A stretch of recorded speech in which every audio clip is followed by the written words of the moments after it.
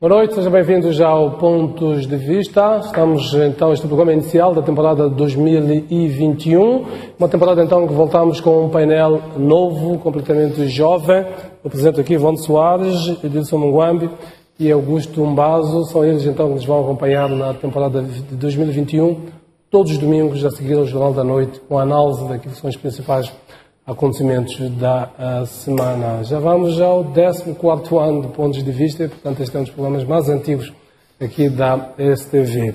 E com uma particularidade, apesar de pertencerem ou terem simpatias com partidos políticos, desta vez temos aqui seu nome pessoal, portanto, não representam partidos políticos.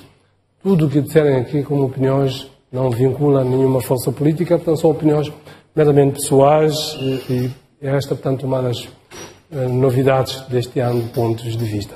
Muito bem, estão cumprimentados três, espero que estejam postos para esta viagem longa por este ano todo, para olhar então aos principais acontecimentos da política.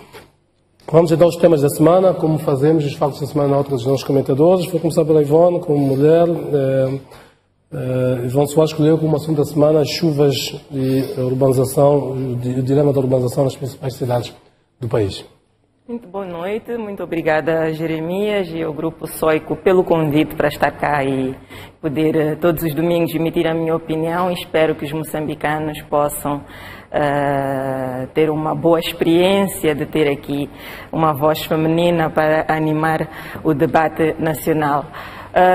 Sim, eu escolhi este tema da semana, temos estado a acompanhar com muita preocupação a intensa situação pluviométrica, temos estado a ver essas chuvas intensas que têm estado a colocar muitas famílias desabrigadas. Notamos também que há muitas zonas onde simplesmente não é possível que os munícipes, principalmente Maputo e Matola, transitem como deve ser. Há famílias que acabam dormindo em cima das mesas porque acordam com as casas alagadas. Temos cenários em que as ruas estão completamente intransitáveis e mesmo aqui na 25 de setembro, muito próximo, quando chove é impossível de se andar. E eu atribuo a culpa aqui aos 40 anos de governação que, infelizmente, contribuíram para que tudo estivesse concentrado na cidade de Maputo. Moçambique é grande, é preciso que as construções sejam feitas um pouco por todo o país. Temos agora a cidade de Maputo a arrebentar pelas costuras, em termos de congregação de tanta gente que tem estado realmente a criar um cenário em que a cidade não consegue dar vazão a todas as pessoas que naturalmente querem estar em Maputo, porque é em Maputo onde há todas as oportunidades. Portanto, a questão do saneamento, a questão de não haver formas de escoar estas águas das chuvas, porque as construções são feitas sem permitir que haja valas para as águas poderem seguir um percurso que não perturbe a habitação dos moçambicanos, não perturbe aquilo que poderia ser a forma de ser, de estar do povo, que naturalmente não é dormir em cima das mesas, não é dormir em cima das cadeiras para fugir da fúria das águas. Portanto, é preciso que a governação se concentre em garantir que as pessoas não tenham necessidade de sair de onde saem para virem todas se concentrar onde há tudo, teoricamente, que seria a cidade de Maputo. Portanto, é uma nota realmente negativa ao facto de estarmos a permitir que haja tanta construção num espaço que, muito bem, como disse, está escolheu como assunto da semana o facto dos quadros do setor administrativo do Ministério da Saúde terem decidido arregaçar as mangas e irem ao terreno, a chamada linha da frente, para auxiliar na prevenção e combate à Covid-19, liderados pelo seu próprio Ministro da Saúde. Muito bem, obrigado, boa noite. Permitam-me primeiro cumprimentar os pares aqui do painel, cumprimentar os Jeremias, aos telespectadores nesse dia especial que é o Dia dos Namorados, de amor, desejando a todas as famílias e os namorados que passem da melhor forma esta data.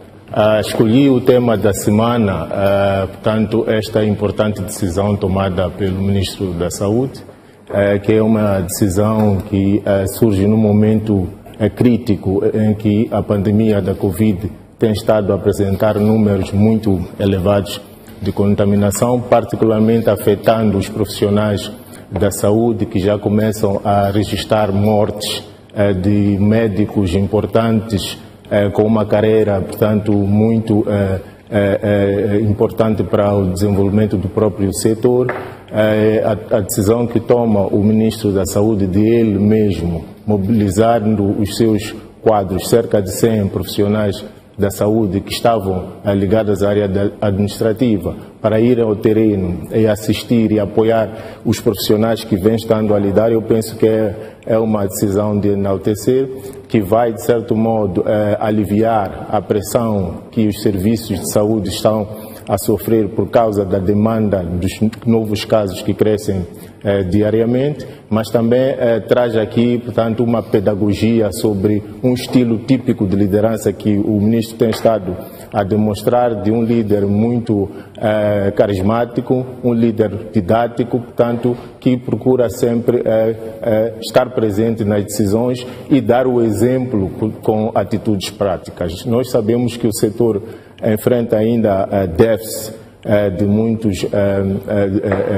muitas questões que podem contribuir para enfrentar com eficácia esta pandemia, mas o que é sabido é que o governo, portanto, programou para este ano, no seu orçamento, a contratação de mais de 5.200 profissionais de saúde. Acreditamos que, efetivando-se esta contratação, segundo a programação do orçamento para este ano, poderá contribuir para aliviar ainda mais a situação de pressão, e oxalá que esses quadros sejam direcionados efetivamente para esta frente da Covid, que está a precisar, de fato, de mão humana, portanto, de presença humana em condições para fazer face à pressão.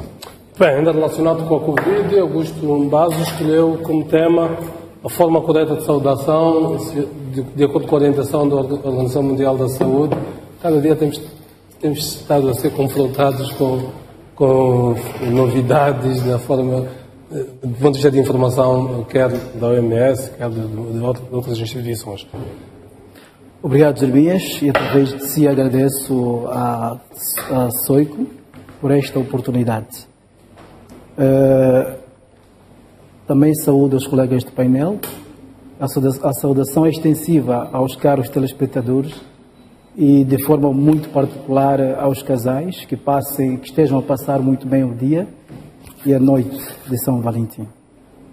Escolhi este tema justamente porque estamos a viver um drama na prevenção e no combate à Covid-19.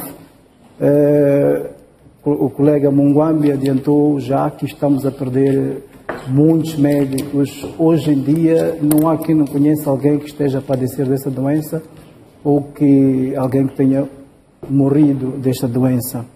Como todos sabemos, a OMS tem estado a atualizar regularmente sobre as boas práticas na prevenção da Covid-19 e muitas vezes essas atualizações têm sido um pouco controversas. Contraditórias. Ou contraditórias também. Desta vez, na semana passada, o diretor-geral da OMS, veio à tona com o desencorajamento das pessoas saudarem-se através dos cotovelos ou mesmo pelos punhos, porque, de acordo com a OMS e com diversos estudiosos sobre esta matéria, este também é um vetor para a transmissão de coronavírus. Assim, portanto,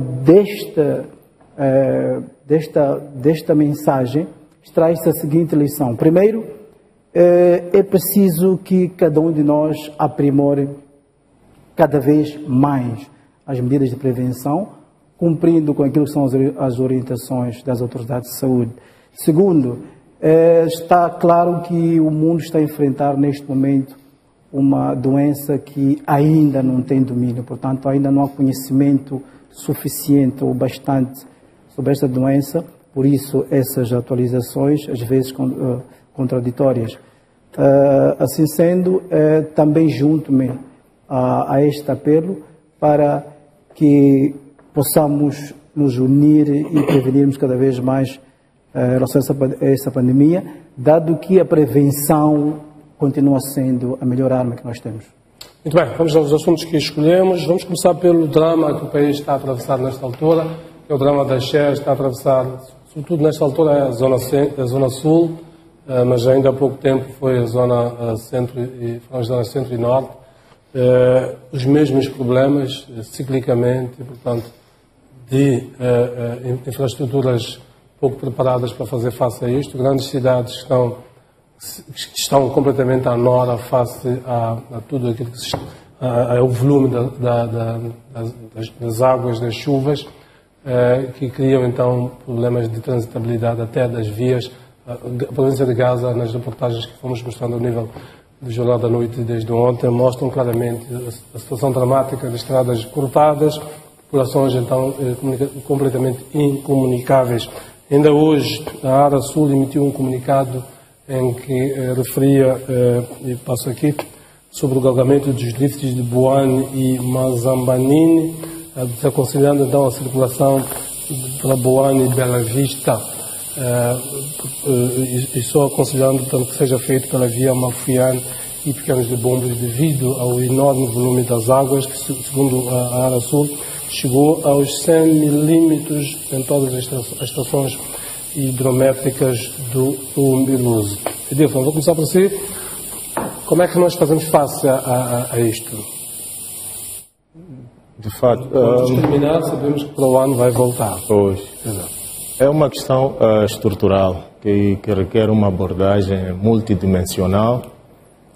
Por um lado, temos a componente das infraestruturas que precisam de ser aperfeiçoadas, redimensionadas para atender este novo paradigma das mudanças climáticas, que vai exercendo muita pressão sobre as infraestruturas, que elas têm que ser resilientes e capazes de aguentar a pressão das águas e das descargas pluviométricas, de modo que se mantenham, portanto, sustentáveis por muito mais tempo.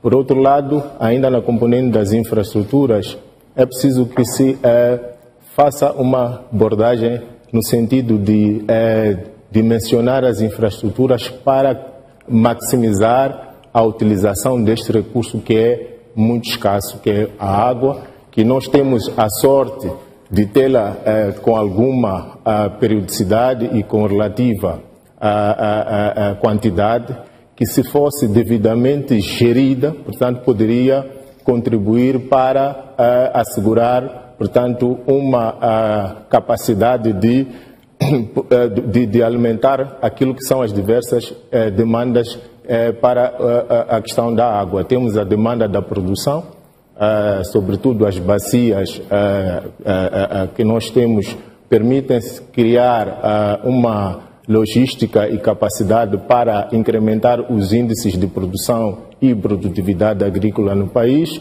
Temos a componente do consumo familiar das águas, que, bem dimensionado, este excedente relativo da água pode, sendo bem gerido, pode permitir que se resolva o problema do déficit, portanto, de água para o abastecimento às nossas famílias. Portanto, sendo esta a dimensão, portanto, a dimensão infraestrutural. Mas temos outra dimensão que é se calhar sociológica e antropológica, que tem a ver com os comportamentos e atitudes humanas que propiciam que, em situações de cheias, os impactos negativos para a vida das populações sejam muito nefastos. Isso refere-me, sobretudo, o fato de as pessoas insistirem em manter as suas residências em zonas onde, historicamente, são indicadas como zonas de risco. Eu penso que aqui requer uma outra dimensão da abordagem, que é uma dimensão mais didática, mais de investimento na formação e informação das comunidades, não é, que pode ser complementada naturalmente com o papel coercivo nos casos extremos, mas, sobretudo, olhar para uma perspectiva estratégica e criando capacidade e conhecimento nas comunidades para que percebam o risco que correm quando se situam em zonas, portanto, não recomendáveis. E este comportamento coloca em risco, portanto, a eles como particulares, mas exerce uma pressão enorme para o Estado, que depois deve mobilizar recursos adicionais para poder conter a situação e minimizar o impacto negativo em termos de renda, portanto, e outros impactos sociais para as comunidades. Portanto, aqui o apelo é também e, sobretudo, no sentido de, portanto, trabalharmos com as comunidades para que haja mudança de hábitos e costumes, sobretudo na instalação das suas residências em zonas de risco. Tomás, vou para si. Como é que nós fazemos face a esta dialética? Quando não chove, sistematicamente as autoridades nos alertam que há carência de água, as bacias hidrográficas estão a níveis muito baixos, é preciso fazermos poupança de água. Quando chove, e a principal fonte de abastecimento de água é a chuva, mesmo nessas bacias hidrográficas. Portanto, quando chove é um problema, e vemos o que acontece aqui dentro da cidade de Maputo e nos bairros então à volta, é um dilema tremendo. Quer dizer, como é que fazemos face a isto? Bom, em primeiro lugar, de modo geral... A crise da abundância, a crise da escassez. Exato. De modo geral, Jeremias disse, e bem no início, que, no fundo, o que disse é mesmo que dizer que não faz muito sentido que, a esta altura, continuemos a ter problemas de forma sistemática e nos mesmos pontos. Este aqui é o lado curioso. Eu estava a acompanhar algumas das vossas peças de noticiários. Quer dizer, são os mesmos pontos nas várias estradas nacionais ao longo do país em que acontece o mesmo problema. Portanto, é preciso primeiro que haja construções, tem que se investir mais no tipo de construções resilientes a essas intempéries, uma vez que ciclicamente nós vamos ter isso, que sabemos que o período chuvoso vai continuar a haver em todos os anos. Temos a Ásia, que tem muita experiência nesta matéria, nós podemos ir buscar lá essa experiência e aplicar aqui. Eu tenho consciência que muitas construções, muitas infraestruturas aqui são construídas à base de financiamento externo e em algum momento o país não tem, digamos, como impor aquilo que quer, dependendo do tipo de negociação que há. Mas, no entanto, temos que ter em conta essas condições e temos que avançar para essas infraestruturas resilientes a esses intempéries. Segundo, os municípios, Maputo é um espelho disso, devem, vamos lá, ser um pouco mais coerentes. Porque, por um lado, há construções desordenadas que não se justifica a esta altura. E, em contrapartida, existem extensas terras baldias que o município espera que sejam ocupados de forma desordenada para depois ir lá partir as casas. Essas construções desordenadas contribuem bastante para inundações nos bairros, sobretudo bairros periféricos. Neste momento, em Maputo, não há um único bairro periférico que não esteja a sofrer problema de inundações. O outro lado é que o próprio Conselho Municipal, ou os municípios de forma geral, estão mais preocupados em mostrar serviços, em mostrar quantidade, em detrimento de qualidade. Dou-lhe exemplo da rua Marcelino dos Santos. Há um ponto em que sempre que chove, por mais pequena que seja a chuva, há inundações. Temos no bairro da Machaquene C, onde era suposto haver uma bacia de retenção de águas, na rua da clínica Chifá. Sempre, ainda ontem estive lá a visitar esses pontos. Quer dizer, o Conselho Municipal construiu essas infraestruturas, mas não previu o escoamento das águas pluviais. Portanto, este é um problema estratégico. Portanto, é um problema que, na verdade, não devia ser problema, porque o Conselho Municipal está para resolver aquilo que são necessidades dos municípios. Portanto, eu penso que a prioridade tem que ser investir para infraestruturas que vão garantir com qualidade, que garante a durabilidade, ao invés de investir em quantidade e sem qualidade, depois temos os problemas que agora assistimos. Ivone, deixei para o fim de propósito, porque tinha sido este o seu tema da semana. Por que é que ciclicamente estamos a viver estes problemas? Um Baso referia à questão das construções desordenadas. Vou trazer deliberadamente um ponto. As construções ordenadas também são um problema. Os bairros novos, todos eles estão a surgir na circular de Maputo. Estamos a falar de Maputo, estão todos eles em áreas... Mangal, em áreas... Estão em Mangás.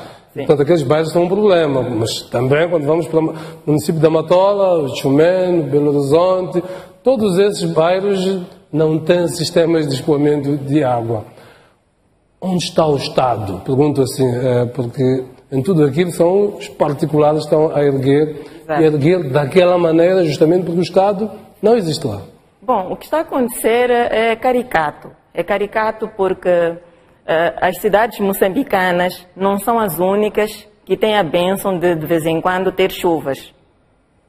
Há cidades também que, pela sua natureza, até chove com mais frequência do que aqui em Moçambique. Mas nós não notamos nessas cidades, e os nossos dirigentes viajam, nós não notamos nessas cidades água estagnada. Então, seria importante que, se não temos capacidade de fazer gestão das águas, e o contraditório é que, num momento, como muito bem dizia o Jeremias, num momento temos excesso de água e no momento seguinte não temos água nem para irrigar os campos. Hoje estamos todos maravilhados porque a cascata de Namacha finalmente está, não é, com aquele calor que toda a gente gostava de ver, que é tendo água.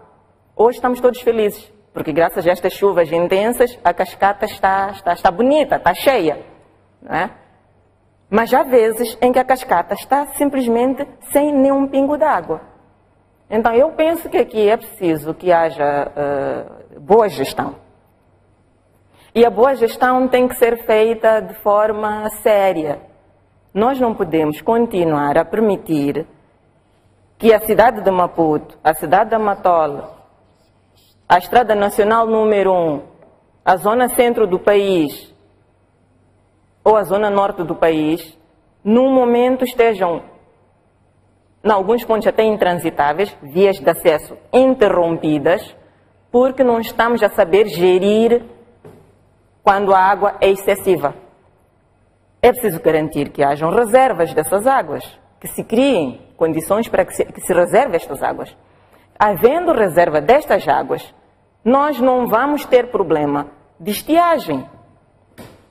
Não vamos ter esse tipo de problema. Avançado uma dimensão para encerrarmos este ponto. O Presidente Comício prometeu a retirar doates a todos aqueles que construíram em Mangás. Mas quem foi que atribuiu esses doates? Essas pessoas não apanharam os doates na rua. Foram autoridades nacionais, não é? Pessoas com o poder de passar estes doates que atribuíram estes doates. Acredita que, no entanto, deixa-me só terminar. Esta ideia é execuível por parte do Presidente do município? Não? Ele já tentou fazer, ele já tentou dizer que, olha, ali é uma zona que não pode ser permitida a construção. E depois foi quando foi mandado para casa daquela vez, quando tentou se meter com o grupo MBS, não é? Para impedir que houvesse aquela construção. Se ele quer, de certeza que ele depois vai ter problemas internos, porque esses doates não são passados por ilegais, são passados por pessoas que têm autoridade. E nós o que queremos é que as pessoas que têm autoridade tenham noção do que é que estão a fazer ao atribuir doates em zonas como nos Mangás. São crimes ambientais que estão a ser cometidos e é preciso que isto pare. Nós não podemos continuar a permitir que hajam pessoas a derrubar mangás, a gastarem balúrdios de dinheiro para fazer aterros em zonas que deviam ser protegidas, e protegidas por todos nós, mas principalmente por aqueles que têm o dever de gerir o Estado, porque estão neste momento em frente das instituições, e no entanto não o fazem para depois virem aqui e dizer que queremos fazer. São 40 anos. Muito bem, vamos avançar. Dilson, acredita que o Presidente Comício é capaz de levar avante esta ideia que implicava pôr em causa muitos interesses? Quando vamos pela Costa do Sol, pela Dona Alice, percebemos de que interesse estamos a falar. Acredita que é possível revogar os doates que foram atribuídos pelo próprio município, entenda-se, pelo seu antecessor? Bom, o princípio de governação descentralizada tem como pressuposto a aproximação do poder aos cidadãos. Dependendo da conjuntura e do contexto em que uma determinada decisão pretende ser tomada e que impacte diretamente na vida das comunidades sob a qual o município exerce, portanto, a governação, o que se recomenda é que haja um diálogo e uma discussão aberta, de modo a encontrar-se a solução mais ajustada e equilibrada possível. Porque todo tipo de decisões envolve custos. Portanto, resta é saber que tipo de decisões envolverá menos custos e que vai permitir que os objetivos que se pretendem alcançar sejam, de fato, concretizados. O que desejamos todos, o que é consensual, é que pretendemos ver um desenvolvimento urbano harmonizado e que respeite todos os padrões e parâmetros internacionais de uma urbanização. Se temos problemas relacionados com mangás ocupados, se temos problemas relacionados com gestão de recursos naturais, se temos problemas relacionados com gestão de resíduos sólidos, estes problemas devem ser abordados de forma participativa, porque o governo descentralizado é a representação do poder ao nível das comunidades e é o instrumento mais próximo de diálogo com as comunidades para encontrar soluções ajustadas e equilibradas a nível de base. Dito de palavras mais simples, as pessoas perceberem. Não é apologista de uma ideia de resolução à força. Revogado implica a seguir destruir. Portanto, revogado significa que não tem efeitos, os doados não têm efeitos, não têm efeitos, o património de que este doate, portanto, ele titula, que este doado titula, ele é inexistente. Bom, como dizia, eu sou apologista de identificação de soluções de consenso. E que incluam as diferentes sensibilidades e opiniões ao nível da comunidade. Base, qual é a sua leitura desta decisão anunciada pelo Presidente Comicho? Em primeiro lugar, devo dizer que antes daquelas construções, vamos dizer, imponentes que lá estão, já haviam outras construções de munícipes menos favorecidos. E no anterior mandato, o anterior presidente mandou demolir aquelas construções alegadamente porque estavam em lugares propensos a inundações, mangás, etc. Para o nosso espanto, começamos a nascer aquelas construções. Portanto, indo direto à sua questão, eu penso que a primeira contrariedade que ele vai encontrar é que aquelas pessoas proprietárias daquelas infraestruturas não são pessoas quaisquer. São pessoas muito influentes. Eu disse que são construções imponentes. Ou seja, houve grandes investimentos que se fez ali. Portanto, esse é o primeiro aspecto. O segundo aspecto é que este processo ia ser tão longo, tão demorado, porque eles têm um documento autorizado pelo Conselho Municipal. Não foi uma ocupação espontânea. Assim sendo, este conflito, digamos, iria durar um tempo tão longo que ele próprio deixaria de ser presidente. Superior ao seu próprio mandato. Portanto, a questão aqui é mais profunda do que isso e eu sempre sou a favor de ir pela prevenção das coisas. Ou seja, eu falei aqui da coerência. Aquele é o exemplo da incoerência do Conselho Municipal. Só um pequeno comentário, mesmo para terminar a minha locução. Eu acho que seria muito importante que, por exemplo, quando se atribui doados ou quando se manda pessoas para saírem de uma zona de risco para uma nova área, teoricamente, ou analisa-se, acha-se que teoricamente é melhor. É preciso garantir que haja infraestruturas naquele lugar. Porque as pessoas também têm direito à dignidade. Não se pode colocar pais de família, alunos, não é? Numa zona e não garantir que haja eletricidade, que haja água canalizada, que haja arruamento como deve ser, que haja um mercado. Quer dizer, nós estamos a tratar as pessoas como se não fôssemos pessoas, como se não fôssemos humanos, não pode ser. Então, se é proibido criar habitação numa certa área, eu penso que todos compreendem que é proibido, é um risco, e o Estado está a querer criar condições para que possamos viver em zonas seguras. Até aí está tudo bem. Se é para estarmos em zonas seguras, então que nessas zonas seguras haja o mínimo de infraestruturas para as pessoas poderem viver. Muito bem, vamos já ao nosso intervalo. Voltaremos então à segunda parte para continuarmos a analisar outros temas neste primeiro programa Pontos de Vista da temporada 2021. Não saia daí, voltamos num instante.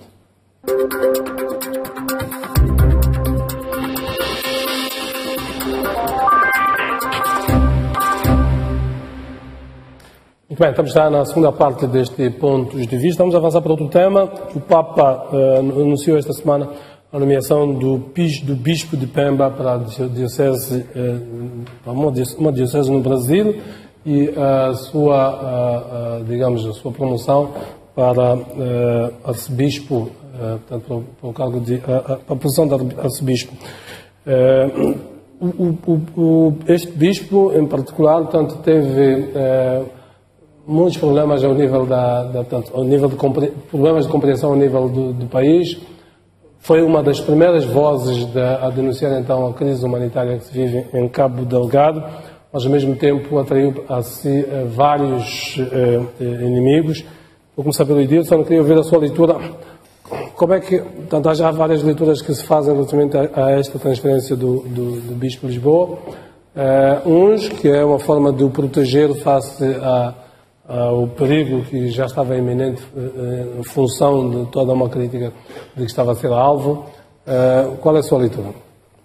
Bom, eu penso que enquadra-se num processo normal dentro da Igreja Católica de movimentação dos seus clérigos para novas missões em diferentes frentes e em diferentes pontos ao nível do mundo. Se fosse um caso isolado, poderia concordar com as observações que colocou, mas como é uma movimentação que se enquadra num contexto em que estão a ocorrer outras movimentações ao nível do país, só podemos assumir que é um processo normal de movimentação dos clérigos ao nível da Igreja Católica e que já foi substituído por um clérigo da Diocese de Maputo, o Bispo Antônio Sandramo, que vai assumir as mesmas funções em Pemba, mas também foi indicado um novo bispo para o distrito de Gurue, em Moçambique. Temos esses dois casos notáveis. O Bispo Luís Lisboa sai de Moçambique e vai assumir novas missões no Brasil, portanto, e é promovido para arcebispo. Portanto, significa que não há nada de negativo, pelo contrário, nesta movimentação. Por outro lado, dizer que a Igreja Católica, embora nós, como país, sejamos um Estado laico, temos relações históricas de cooperação com a Igreja Católica. A Igreja Católica sempre foi preponderante em vários momentos da vida e da história de Moçambique. Acha que não tem nada a ver com tudo aquilo que o Bispo Luís Lisboa foi passando, particularmente no último ano, 2020? Não, eu creio que não. Tanto é que ele deu uma entrevista que eu tive a oportunidade de ler, a DW, a última entrevista que deu, não chegou a deixar de forma peremptória que existe uma relação causa e efeito entre essas eventuais situações que se referem e que se tentam mediatizar com a sua movimentação, embora ele tenha tentado transparecer a ideia de que poderá ter recebido esses sinais, mas por via de terceiros, e não houve nenhuma situação comprovada de qualquer tipo de situação que colocasse a integridade dele, portanto, como pessoa. Há feitos que, de fato, ele tem, temos que enaltecer, o papel que teve, sobretudo, para o apoio humanitário das populações em Cabo Delgado. Esperamos que o seu sucessor dê continuidade a esse esforço de apoio humanitário numa situação crítica em que, devido à situação do terrorismo em Cabo Delgado, temos mais de 560 mil portanto, pessoas deslocadas, e isso requer um esforço conjunto, não só do governo, mas de todos os parceiros e entidades filantrópicas, incluindo a Igreja Católica, que tem uma experiência inquestionável ao nível do mundo e que sempre foi determinante nas situações críticas em que o país atravessou. Ivone, eu queria ouvir a sua opinião. Estava latente uma relação tensa entre o bispo e as autoridades moçambicanas. Aquele encontro entre o bispo e o presidente Nyusi claramente serviu para amainar um ambiente que era notório nessa altura. Esta sua transferência para o Brasil, acha que terá a ver com tudo aquilo que estava à volta do bispo ou não? Bom, uma coisa muito clara que Dom Luís Lisboa disse depois que tomou conhecimento da sua nomeação é que eles não são ingênuos. Portanto, a Igreja não é ingênua. Ele assume que recebeu várias ameaças, vários telefonemas, várias mensagens intimidatórias, e nós também lemos, fomos acompanhando nas redes sociais o quão ele era linchado, não é? O seu caráter era realmente... Chegou a ser associado como um dos apoiantes dos insurgentes. Exato. Portanto, quando o Dom Luís diz que não somos ingênuos, está claro o que é que se está a dizer. Agora, aqui o que me salta à vista, logo a primeira, é aquela máxima promoveatur ut amoveatur. Portanto, o Papa o que é que fez? O Papa promoveu o bispo para arcebispo, mas removeu-lhe de Moçambique, onde a sua vida estava em perigo eminente. Portanto, esta ação, por um lado, foi dizer que, bom, te promovo, mas te removo desse lugar. E eu acho que isto foi um gesto muito humano de Sua Santidade o Papa, porque realmente as ameaças eram exageradas. Eram fortes. Então, quando estamos numa sociedade em que um bispo consegue dar voz a centenas e centenas de pessoas que estavam até antes da sua persistência em colocar o assunto de Cabo Delgado à vista de todos, estavam realmente confinadas numa situação humanitária dramática, não é? Eu acho que aqui há condições, sim, para ele ter sido eleito figura do ano 2020, porque realmente foi a pessoa que mostrou à sociedade moçambicana e ao mundo que em Moçambique, concretamente em Cabo Delgado, há problemas sérios, dramáticos. Acha que isso terá, vamos lá, irritado as autoridades? Isso irritou sim, isso ninguém esconde. Foi claro, foi visível, que muita gente ficou incomodada. A forma como ele era tratado, até por pessoas ligadas ao poder, era uma forma realmente que não lembrava que se está a tratar com um bispo. Portanto, quando o Presidente da República foi para Cabo Delgado e até foi se encontrar com o bispo na sua própria residência, portanto, eu achei que aquilo foi um gesto também muito interessante de dizer que, olha, eu não tenho nada a ver com isto, o meu governo não tem nada a ver com isto, são pessoas identificadas. Quer dizer, também foi uma meia-culpa. Dizer, estou aqui, espero que daqui para frente possamos estreitar os laços e ter uma outra relação. E quando Sua Santidade também teve a intervenção, não é? Falando do caso de Cabo Delgado, orando por Cabo Delgado, isso também deu uma outra dinâmica ao cenário, que acabou fazendo com que toda a gente começasse a se interessar por Cabo Delgado, a olhar para o assunto de Cabo Delgado com olhos de humanos que somos. Portanto, para além de Bispo de Pemba, sabe-se que ele é também, porque ainda não cessou as suas funções, foi promovido, mas ainda não cessou, ainda não fez a passagem de pastas para Dom Juliace, portanto isto vai acontecer. Mas ele é também presidente, portanto, da Comissão Episcopal de Justiça e Pasto, que é uma comissão muito forte a nível da Conferência Episcopal. Portanto, não é uma figura qualquer, é uma figura extremamente influente e é um homem que mostrou um nível de coragem, sendo um homem de Deus, pôr a boca no trombone, como se diz em língua até mesmo dos brasileiros, é como eles se pronunciam.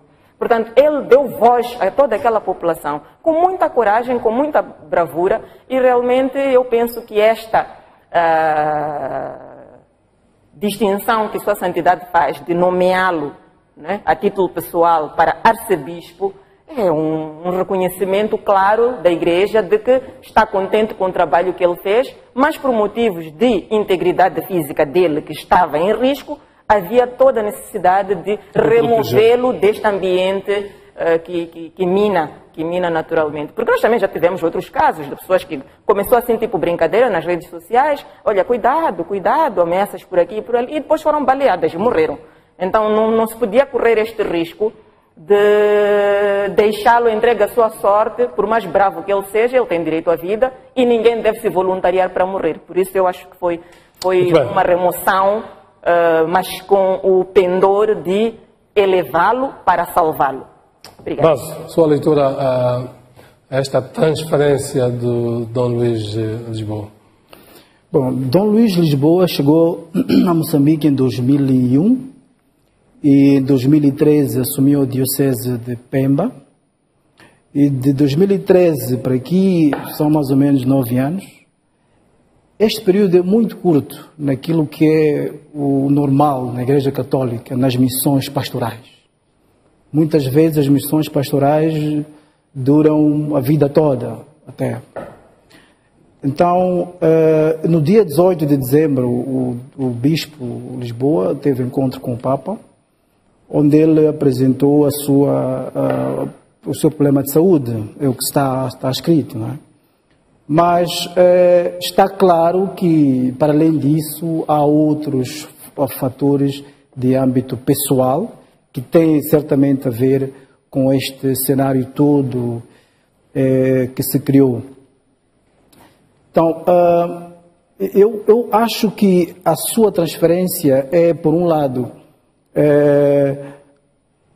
para lhe proteger, sim, mas também um reconhecimento do trabalho muito corajoso que ele fez na Diocese de Pemba.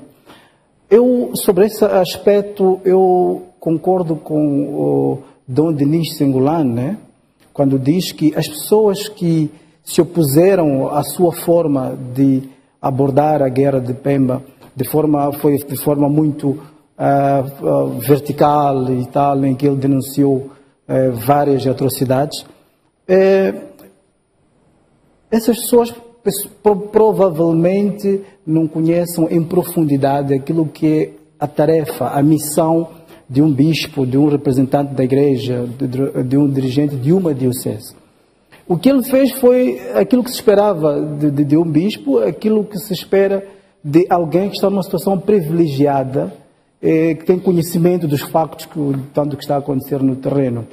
Tanto que constantemente o governo tem lançado apelo, o próprio Presidente da República tem lançado apelo, mesmo sobre a questão de Cabo Delgado, de que é preciso denunciar as situações que acontecem e tal. Então, o que ele fez não foi mais do que exercer a sua cidadania. É o que se espera de todos nós, porque não se pode combater um problema que não se conhece. E só se pode conhecer esse.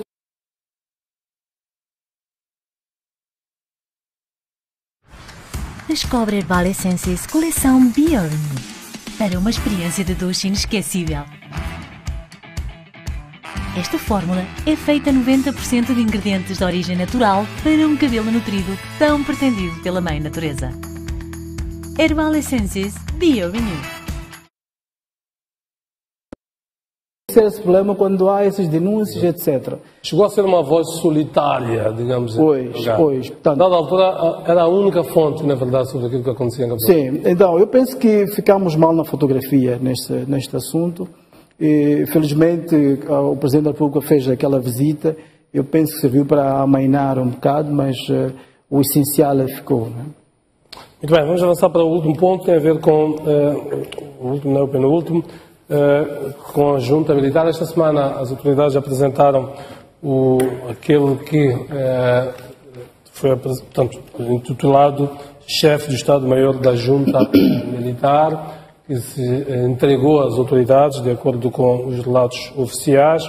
Significa que depois do porta-voz desta organização, João Machava, do seu nome de guerra, que chegou a ser o número 2 da Junta Militar, foi a vez então do chefe do Estado-Maior desta organização entregar-se, o que significa que, em termos teóricos, que o cerco ao Mariano Nhong estará a apertar-se e, de acordo com o relato dado quer pelo porta-voz João Machava, quer por este chefe do Estado-Maior, Mariano Nhong estará a ficar cada vez mais sozinho, encurralado, portanto, nesta sua luta.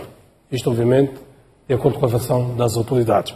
Nestas coisas de guerra é preciso ter sempre cuidado com aquilo que se diz, nem sempre aquilo que é verdade. Vou começar desta vez por si, Baso. Sua leitura, o que é que significa esta apresentação destas figuras? Mera propaganda das autoridades, que em guerra também é propaganda, é uma arma poderosíssima de luta, ou há de facto um cerco que se está a fazer a Mariano Nhong? Bom, eu penso que, de uma vez por todas, nós temos que aprender com o nosso longo histórico de guerras no país. O que está em causa aqui não são as pessoas. Mesmo que o Nhong se entregue amanhã, não devemos ficar tranquilos com isso. O que é preciso é atacar a causa do problema, dessas guerras cíclicas. Então, acha que mais Nhongas podem se multiplicar em função dessa causa? Obviamente. Foi reportado que Matsangaíça Júnior está a liderar um grupo na zona de Chibabava. Ou seja, há outras pessoas que têm o mesmo pensamento que Nhong. Eu vou recuar um bocadinho para 79, com a morte do André Matsangaíça pai. Na altura, as pessoas acreditaram que a Renamo acabou e acabou a guerra no país. No entanto, tivemos Afonso de Lhakama, deu continuidade. Tanto num passado recente, muitas pessoas pensavam que, bom, eliminando Afonso de Lhakama, acabamos com a guerra. Portanto, a existência de Nhongo e da junta militar é uma prova inequívoca de que nós estamos a ir para o lado errado. Temos que ir para aquilo que é o âmago da questão. E na verdade, isto é sabido. Quais são os problemas? Da leitura que se faz dos fundamentos dessas guerras todas, nós encontramos as mesmas causas: assimetrias regionais, exclusão política, exclusão econômica, exclusão social. Tudo isso torna o nosso país um palco de potencial de guerras. Então, é verdade que essas questões não se resolvem num, 2 ou 3 anos, mas é preciso haver ações enérgicas no sentido de mostrar que há esse interesse. Eu vou lhe dar um exemplo simples sobre isto. O que cria essas fissuras? Há programas de apoio social, por exemplo, o PERPO, que é apoio que há nos municípios para a redução de pobreza urbana, por exemplo. Na base, esses programas são geridos, infelizmente ainda, na base de cores partidárias. Se a pessoa não pertence ao partido que está a gerir, que está a governar, então não tem acesso aos fundos. Então, na Beira houve há pouco tempo um grande rebuliço por causa da distribuição do fundo do IDAI. Pelo mesmo motivo. Essas pequenas coisas somadas criam grandes fissuras e que as pessoas acabam recorrendo a outras formas. Não é de facto de todo de se aplaudir a guerra, mas infelizmente cria-se essas fissuras que tornam-nos um palco potencial para isso. João Soares, a sua leitura a estas apresentações? Bom, é preocupante realmente que ciclicamente tenhamos este tipo de confrontos, não é? Militares, essas confusões todas. Antes eram problemas eleitorais que dividiam a Renamo da Frelimo, agora já são pessoas que saem da Renamo e combatem a própria direção eleita da Renamo. Portanto, são questões preocupantes mesmo. E a saída deste guerrilheiro, que foi apresentado recentemente, não nos deixa de todo relaxados, porque ele não estava sozinho. Saiu, entregou-se ou foi capturado, mas não estava sozinho. É preciso que se trabalhe a mente de todos aqueles que até hoje continuam nas matas, para que percebam que o futuro é termos um país em que as pessoas sejam civis. Os militares estão lá no exército a fazer o trabalho que têm que fazer. E devem fazer um trabalho de proteger a toda a gente, independentemente do partido político a que pertençam, das crenças e credos que cada um defenda. Portanto, acho que aqui é preciso realmente fazer um grande trabalho de sensibilização para que todos eles possam estar preocupados com o processo de desmobilização, desarmamento, reinserção social. E esta reinserção social também tem que ter um acompanhamento. Eu penso que aqui há alguma coisa que se calhar também não tem estado a ser muito bem gerida. Por aquilo, pelas imagens que nos têm estado a mostrar, não é? Quando o Presidente da República foi visitar um dos guerrilheiros em Manica, portanto, vimos que naquele momento é que ele estava a começar a erguer uma casa de alvenaria. Portanto, quer dizer que são pessoas que durante muito tempo viveram em condições de pobreza complicadas. Não é? Mas esta mensagem que as autoridades nos estão a transmitir, na sua opinião, estará a mostrar uma fragilização da junta militar ou não? Bom, não me deixa relaxado ver uma única pessoa a ser apresentada. Há uma janela não estava sozinho, infelizmente. Há uma janela que o Presidente tinha aberto, penso que em dezembro. Pois, uma trégua de uma semana. Uma trégua e a disponibilidade para conversar com a junta militar. E também não percebi porque é que não aproveitaram a tal oportunidade. O que é que se pretende então? Qual é a reivindicação que têm? Porque se é para discutir, por que é que não se diz claramente que estamos a discutir? O que é que eles querem concretamente? É isso que não está muito claro. Isto está a referir-se à junta militar, é isto? Estou-me a referir à junta militar em função da oferta de trégua, não é? De 7 dias que o Presidente da República havia dado. Eu estive a conversar recentemente e hoje também voltei a falar com o Presidente Ossufo Momad sobre esta questão em particular. E uma das coisas que ele disse e que ele sempre tem dito e voltou a reiterar, é que se há assuntos de contradição interna, que venham discutir estes assuntos dentro dos órgãos do partido.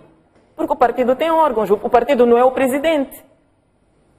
O partido tem órgãos e estes órgãos estão ali efetivamente para dirimir este tipo de situações. Aliás, teríamos tido um Conselho Nacional, mas por causa da Covid, há estas restrições de número de participantes, então teve que adiar, até a reunião da juventude também teve que ser adiada, mas isso não significa que o partido esteja fechado, ou que os órgãos do partido não estejam a funcionar. Então é preciso realmente garantirmos que esta paz venha para ficar, seja uma paz efetiva, e queremos mesmo uma paz que não seja só da Zona Centro, que seja uma paz para todo o país, em particular a Zona Centro, porque é uma área que realmente já sofreu muito ao longo de todos estes anos. E é uma zona onde a Renamo sempre teve um grande apoio popular e infelizmente é a zona que... Muito bem. Deixa-me ouvir, Edilson, a sua leitura a estes acontecimentos todos, a estas rendições todas. O que é que se lhe oferece dizer sobre isso? Começa a ficar cada vez mais claro que o caminho para uma paz efetiva é o dispor das armas por parte da junta militar e a adesão ao processo do DDR. O que se percebe, na verdade, é com essas deserções, as últimas deserções, é que os elementos próximos ao Mariano Nhongo fazem uma análise prática do custo de oportunidade e percebem que não é sustentável manter-se naquela situação, até porque pela própria aparição física vê-se que passam por muitas privações, incluindo eventualmente privações de própria alimentação, e que têm a oportunidade no DDR para se poderem enquadrar e se reconciliar, aproximar-se junto das suas famílias. Os apelos da Sua Excelência, o Presidente da República, têm sido recorrentes e insistentes para que aqueles elementos residuais que ainda permanecem junto do Mariano Nhongo e o próprio Mariano Nhongo se entreguem e que não serão de qualquer forma molestados e, pelo contrário, serão acarinhados e direcionados para o processo de DDR, que o DDR em si não se cinge apenas à desmobilização.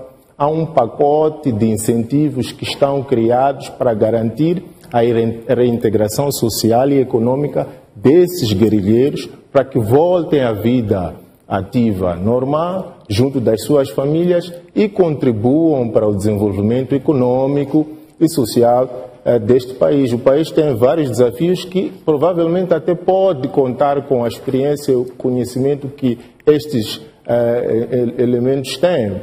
Por exemplo, na questão da frente do terrorismo em Cabo Delgado, por que não, se o interesse desses elementos for manter-se ativo como forças ativas, enquadradas nas forças de defesa e segurança, pode-lhes ser dada esta oportunidade de contribuir e apoiar nesta frente e nunca desafiarem as instituições com recurso à arma. A pergunta que será isto um sinal de que a junta militar está a fraquejar? É uma das hipóteses. Não podemos descartar também a hipótese de que a frente militar das Forças de Defesa e Segurança esteja a surtir efeitos, esteja a ser eficaz, esteja cada vez mais a fragilizar, portanto, a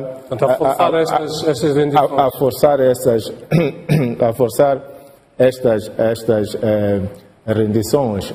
Como nós sabemos, o que motivou a ida do Mariano Nhongo às matas foram basicamente 3 reivindicações. Ele reivindicava um melhor pacote da sua reintegração e dos seus homens no processo de DDR. Foi aberto esse espaço para o diálogo, ele não aderiu.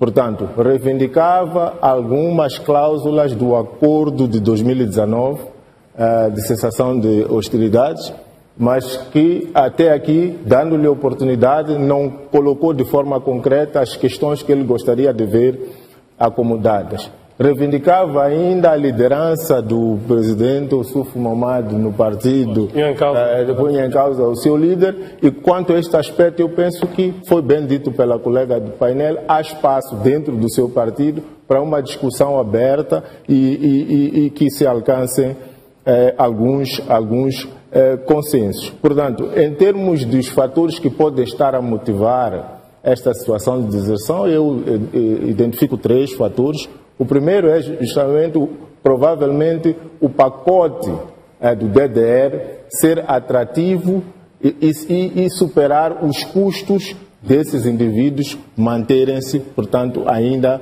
nas matas, apoiando uma situação, uma reivindicação, portanto, injusta. O segundo elemento que eu vejo pode ser, de fato, fragilidades e limitações em termos logísticos e materiais, por parte do Mariano Nhongo. Creio que neste momento ele não terá capacidade bélica militar para sustentar aquela guerra por mais tempo. Disse o último elemento rendido, que é o Nanguirite, que terão ficado somente 7 elementos com o Mariano Nhongo. Significa que o Mariano Nhongo está praticamente isolado, fragilizado, e não sabemos se esses 7 elementos com os quais ficou, mais dia, menos dia, não se irão entregar, e é bom que o façam, aproveitando a oportunidade que Sua Excelência o Presidente tem estado a dar, antes que, numa situação de combate e confronto, portanto, o pior os possa reservar. Portanto, eu penso que esses podem ser os elementos, sem descurar, naturalmente, a força, a bravura dos elementos das Forças de Defesa e Segurança que conseguiram devolver a tranquilidade na região centro do país. Muito bem, vamos rapidamente ao último aspecto, deixamos para o fim, porque vamos discuti-lo várias vezes, que tem a ver com a Covid e a sua gestão no país. As notícias é que os hospitais estão superlotados, há mortes diariamente que se estão a registrar e cada vez mais com muita intensidade. O número de novas infecções por dia não tem estado a diminuir, não obstante esta última decisão tomada pelo Presidente da República. A média continua em cerca de 800 casos diariamente detectados. Queria ouvir a vossa leitura muito rapidamente. Ivone, vou começar por si e vou pedir que seja sentado. Bom, eu acho que o Governo devia tratar esta questão da Covid-19 como um investimento que se faz ao setor da saúde e não como uma despesa. Portanto, eu penso que seria muito importante continuar-se a apostar na formação, nas infraestruturas, nas condições de trabalho, nos incentivos para todo o pessoal de saúde que está na linha de frente. E acho que também seria muito importante que estes subsídios que foram anunciados, houvesse muita clareza sobre quem recebe, quem já recebeu, onde é que se recebe e o que é necessário para se receber. Portanto, o enfoque na área, no setor da saúde. Exatamente, porque não há muita clareza e isto também acaba criando muitos constrangimentos para as pessoas. Outra questão, eu acho que é extremamente importante, é a mudança de atitude que eu ainda não consigo notar.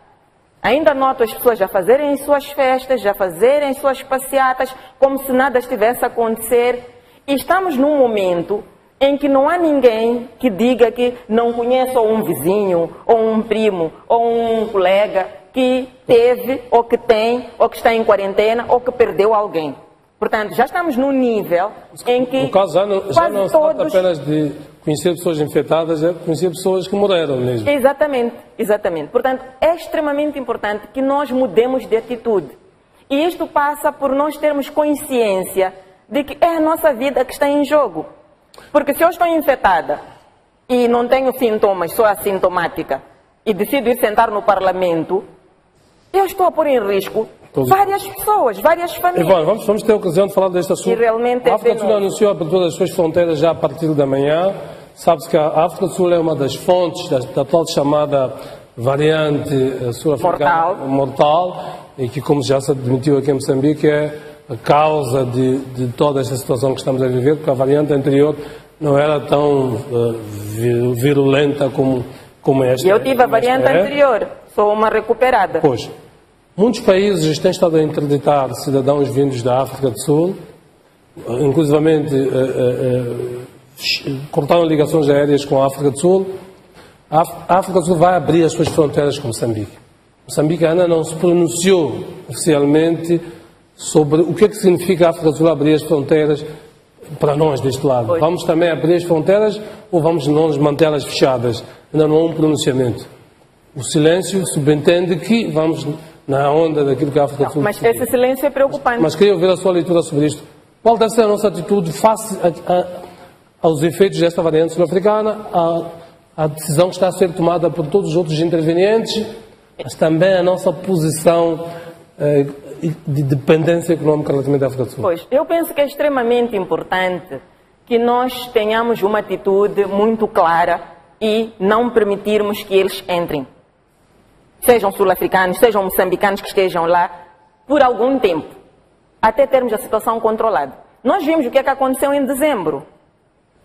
Permitimos que os nossos irmãos viessem, e foi bom porque vieram ver os seus parentes, mas por outro lado não houve um controle rigoroso nas fronteiras, tanto mais que as pessoas diziam que passavam através de esquemas.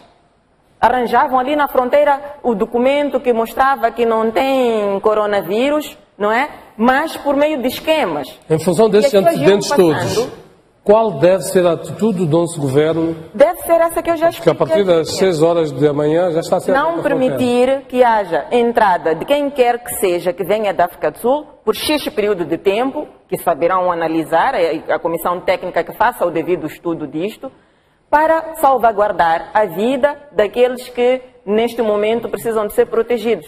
Muito bem. Queria ouvir a sua leitura sobre isso. Qual deve ser a nossa atitude? Bom, Jeremias, eu sou tentado a começar um pouco cá de dentro. Eu acho que a estratégia do governo de abordar de forma integrada a prevenção desta pandemia é acertada. No entanto, a implementação falhou.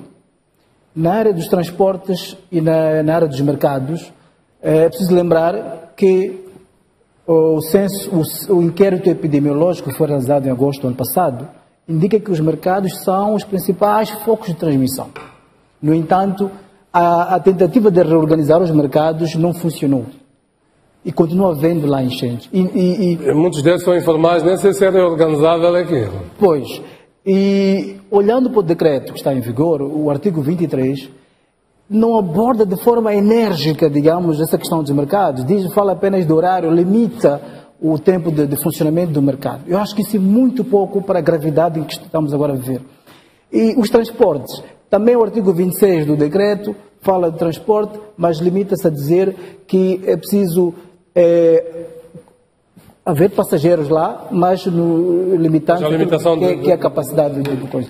Também é muito pouco, e tanto que não há essa decisão não é acompanhada de uma alternativa, não há transporte de facto. A minha sugestão é, nos mercados, dividir em grupos. Por exemplo, 2 grupos, A e B. O primeiro grupo funciona na segunda-feira, o segundo terça-feira vão funcionar de forma alternada.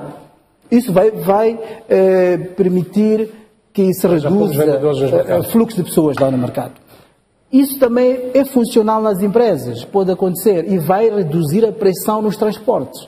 Portanto, eu penso que deve haver uma ação muito mais enérgica e concentrado nesses lugares que são considerados focos. Aliás, o inquérito epidemiológico tem que servir para alguma coisa. Não vamos fazer o inquérito para depois não usá-lo. Sobre a África do Sul. Sobre a África do Sul. Bom, eu penso que neste momento devíamos manter as fronteiras encerradas. É verdade que nós dependemos da África do Sul na base. Mas nesta altura as fronteiras estão abertas para a circulação de mercadorias, não para pessoas, digamos, para situações normais de turismo. Eu penso que devia se manter nos termos em que está e avaliarmos a situação e em função do evoluir da situação e tomar-se uma medida em relação a isso. Queria só acrescentar uma pequena coisa. Eu não percebo porque é que nós, numa situação destas, continuamos com os mesmos horários de funcionamento das instituições. Não há necessidade de nós fazermos com que todos os munícipes estejam à mesma hora nas paragens à procura de transporte. Não há necessidade. Pode-se decidir que os ministérios passam a trabalhar a partir das 9 horas e eles têm os carros próprios das instituições, muitos deles têm, e das 7 até as 9 vai-se fazendo o escoamento das pessoas. Não há necessidade de dizer que todas as instituições, por exemplo, os mercados têm que abrir à mesma hora. E quando é necessário que estejam abertos, estão fechados. Portanto, eu penso que aqui há espaço para o governo pensar em dosear o horário de trabalho, alterando o horário para garantir que as pessoas não tenham que estar nas paragens, todas elas ao mesmo tempo, para ir para os mesmíssimos sítios, criando congestionamentos e todos os outros problemas que há, porque os transportes estão sempre superlotados. As pessoas, mesmo tendo máscara, estão muito apertadas dentro dos My Love, o que não oferece a mínima segurança nem para elas, nem para os cobradores, muito menos para os motoristas. Edilson, abordagem, tudo isto que foi falado, em particular no caso da África do Sul. Uma espécie de NIM da parte do nosso governo, não é sim nem não, é um NIM, vai-se ver quando abrir a fronteira. Se me permitir, eu queria só complementar o que os colegas do painel disseram sobre essas duas questões relacionadas com o transporte público e com os locais de concentração, que são os mercados informais. É verdade que o Conselho Municipal tomou medidas de nível local, porque o decreto aborda as questões de forma macro e tomou as medidas de forma objetiva e operacional ao nível local, onde se inclui questões que foram aqui levantadas relativamente ao funcionamento dos mercados e outros, mas queria dar um enfoque à questão dos transportes, que de fato é uma questão preocupante, que temos que ter em conta que o surgimento dos My Loves visava corrigir um déficit de oferta que existia no mercado de transportes e que a sua retirada poderá agravar ainda mais a situação de mobilidade dos cidadãos, dos munícipes, caso não se encontre alternativas para compensar esta oferta que vinha sendo colocada. Portanto, não é por via administrativa que se diz que não há mais bailovs. Pelos bailovs. Aliás, nós estamos a dizer que é Maputo. Eu estive agora em janeiro, andei por Inhambane, estava de férias, Zona Toda de Massinga, Vilanculo, um bailov é oficial, digamos. Nem sequer há outra alternativa. Eu me perguntava... O que é gravíssimo. Houve um estudo que a USAID fez em 2008, antecedida do outro estudo que o ISUTC fez sobre a questão do funcionamento do sistema de transporte na cidade de Maputo, e constatou que o problema não se resume apenas por incremento da capacidade de oferta de transporte. Devia-se complementar esta perspectiva da oferta com a perspectiva da criação dos focos de geração de veículos, que é essencialmente a criação, portanto, de outros polos urbanos que permita que não haja uma necessidade imperiosa das pessoas de se deslocarem à cidade de Maputo, e isso, de certo modo, vai reduzir o fluxo de pessoas para a cidade, e porque encontrarão outras soluções alternativas, portanto, fora da cidade. Também destacou a questão da segmentação da demanda, portanto, que ela não é necessariamente homogênea, e dentro da demanda há dois motivos principais que levam as pessoas a procurarem os transportes públicos. 71% das pessoas, segundo o estudo, procuram os transportes públicos para realizar as suas atividades profissionais, quer sejam o setor formal, ou seja, o setor informal, e grande parte dessas pessoas, de fato, vão ao setor informal. E cerca de 30% são por motivos relacionados com a educação, escola e, sobretudo, portanto, a educação do nível segundo grau e secundário, que não existem nas zonas, nos bairros por onde essas pessoas provêm. E as recomendações, entre elas que foram apresentadas, umas é que ao nível dos 71% que procuram um transporte por motivos profissionais, seria possível retirar uma parte considerável daqueles que, por exemplo, pertencem ao setor público, que poderão recorrer aos próprios meios disponibilizados pelas instituições públicas, se a organização for melhor coordenada entre as diversas instituições do Estado. Deu-se exemplo e dá-se o exemplo dos professores, que não têm os mesmos meios e oportunidades que as outras instituições, que poderiam beneficiar-se desses veículos, dessas instituições, sendo também, portanto, funcionários públicos, desde que se criasse um mecanismo de controle, de garantia de que estes, portanto, que procuram este serviço, de fato, são funcionários públicos. Estamos a dizer que só com este exercício iríamos retirar uma parte considerável de pessoas que disputam os transportes com aqueles que não têm alternativas de transporte. A outra recomendação é, de fato, investir, portanto, em meios mais rápidos e abrangentes de transporte, reduzindo, assim, a necessidade das pessoas utilizarem os seus próprios meios de transporte para virem. São metros, para virem. Portanto, estamos a ver a perspectiva da intermodalidade do transporte, para criar maior fluidez e mobilidade, portanto, no transporte. Portanto, esta questão de transporte pode sim ser abordada de forma administrativa, mas é preciso ter em conta que as relações de procura e oferta vão se verificar, e onde houver déficit, as pessoas serão sempre forçadas a procurar outras alternativas, porque, sobretudo, elas têm necessidades prementes para garantir o seu próprio sustento. Sem condições de transporte, elas não vão. Relativamente à questão da África do Sul, eu penso que nós seja rápido, já estamos mesmo estamos num período de estado de calamidade decretado, em que precisamos de fazer uma avaliação daquilo que vai ser o efeito das medidas que foram tomadas. No meu ponto de vista, seria prudente aguardar até o fim deste período para fazer uma melhor ponderação e ver quais são os ajustamentos necessários, de modo a evitar que corramos o risco de introduzir novas variáveis que vão depois, portanto, complicar a equação daquilo que se pretendia com a adoção destas medidas. Há exceções que podem ser criadas. Mas até lá mantém-se os status atuais. Portanto, sim, relativamente à fronteira. Portanto, o que eu diria é que é provável que possa se criar algumas exceções específicas para casos, por exemplo, relacionados com negócios, para casos relacionados, por exemplo, com envio de mercadorias que até já estão a fluir, que no meu ponto de vista era uma oportunidade para,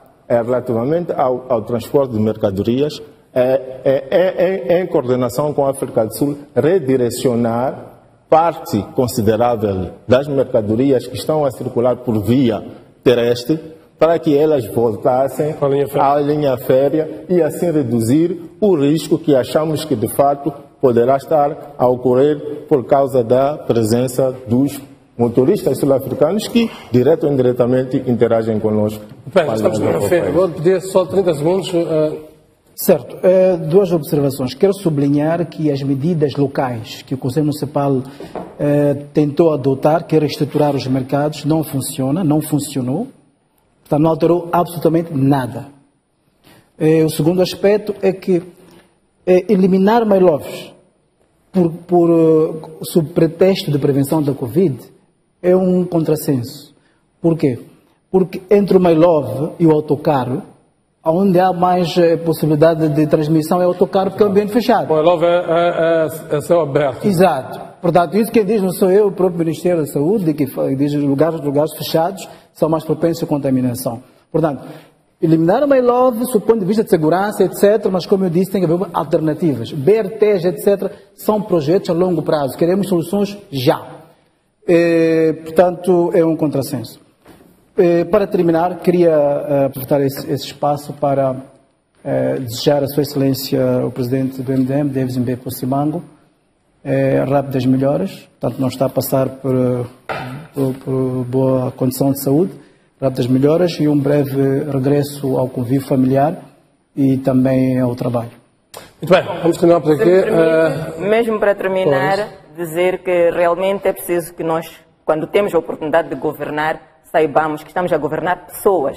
E essas pessoas têm direitos e os direitos são salvaguardados pela nossa Constituição. Para todos os namorados e para todas as namoradas e para todos os casais, votos de um feliz dia. Muito bem, quero agradecer a vocês todos aqui por este primeiro programa. Estamos apenas pela primeira vez aqui. Vamos estar aqui o ano inteiro a discutir muitas coisas, como é tradição neste programa. Agradecemos a todos que nos acompanharam e que nos têm sido fiéis aos domingos. Uma boa noite de amor, sobretudo, dia dos namorados. Até o próximo domingo.